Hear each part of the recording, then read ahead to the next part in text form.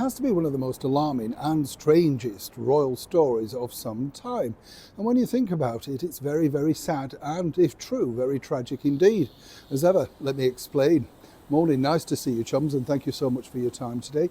This particular story I was alerted to literally a couple of days ago now, and it's very difficult, as I often say to you, to be very careful about what's real and what's not out there, you understand?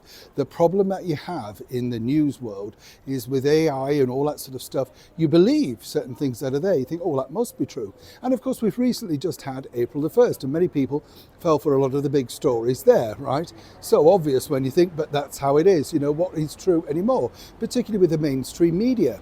But this particular lady, Virginia Giuffre, well, she is famous or infamous, depending on which way you look at it, associated with the disgraced Duke of York, the former royal known as Prince Andrew, and allegedly received a very hefty amount of money from the late monarch Queen Elizabeth.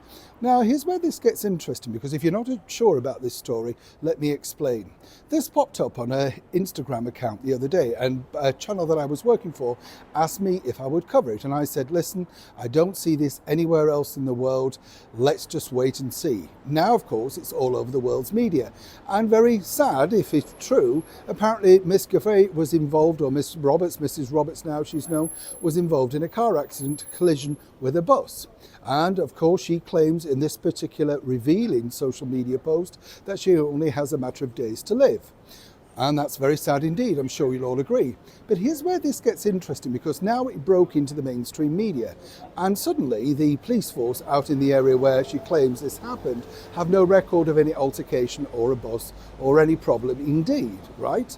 Now, I'm not suggesting for one moment that isn't the case. And as I said, a very tragic story if true. But if you look at the bigger picture of this picture, you'll see that she's wearing jewellery and apparently in a hospital bed. Well, you're not allowed to wear jewellery, they normally take that off you. Also, I would suggest that the hair looks incredibly clean considering what she's gone through and the very severe bruising, but that could just be me. So where does this leave her in the bigger picture? Well, at the time of recording this is the facts of what we know so far. And there have been some supporters come out and said, you know, that this is not true, etc., etc. Exactly what I was saying at the start of this, particular report. Social media can be a very toxic thing and people make assumptions without finding the facts. That's what I tried to do for you here every single day on this channel.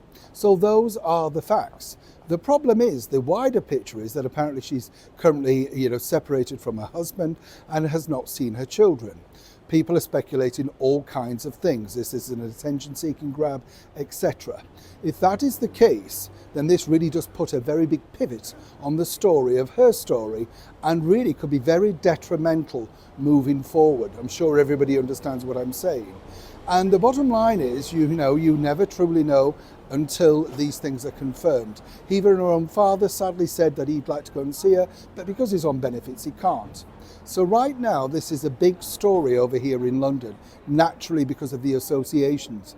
But the verification of the truth of it still remains unclear. As ever, when I know more, you'll know more. Neil Sean in the very heart of London.